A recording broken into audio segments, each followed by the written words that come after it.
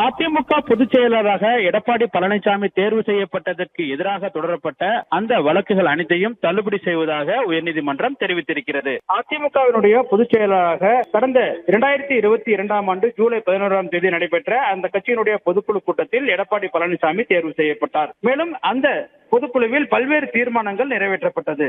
மேலும் கட்சியினுடைய விதிகளுக்கு முரணாக நடைபெற்ற அந்த பொதுக்குழுவில் நிறைவேற்றப்பட்ட தீர்மானங்களுக்கு எதிராகவும், அதே போன்று கட்சியினுடைய பொதுச் செயலாளராக எடப்பாடி பழனிசாமி தேர்வு செய்யப்பட்டதை எதிர்த்தும் திண்டுக்கல்லைச் சேர்ந்த சூரியமூர்த்தி என்பவர் சென்னை உரிமையல் நீதிமன்றத்தில் வழக்கு தொடர்ந்திருந்தார். இந்த வழக்கை நிராகரிக்க வேண்டும் என கோரி எடப்பாடி பழனிசாமி சார்பில் தாக்கல் செய்த மனுவை உரிமையல் நீதிமன்றம் தள்ளுபடி செய்தது. உரிமையல் நீதிமன்றத்தினுடைய உத்தரவை எதிர்த்து எடப்பாடி பழனிசாமி தரப்பில் சென்னை உயர்நீதிமன்றத்தில் மனு தாக்கல் செய்யப்பட்டு இந்த வழக்கை நீதிபதி பி பாலாஜி முன்பாக விசாரணைக்கு வந்தது. அப்பொழுது எடப்பாடி பழனிசாமி தரப்பில் ஆஜராகி இருந்த வழக்கினர் கட்சியினுடைய அடிப்படை உறுப்பினராக இல்லாத ஒருவரால் தொடரப்பட்ட இந்த வழக்கை ஏற்றுக்கொள்ளக்கூடாது எனவும், உரிமையல் நீதிமன்றம் நிராகரித்த அந்த மனுவை தள்ளுபடி செய்ய வேண்டும் எனவும், வழக்கை ரத்து செய்ய வேண்டும் எனவும் வாதிடப்பட்டது.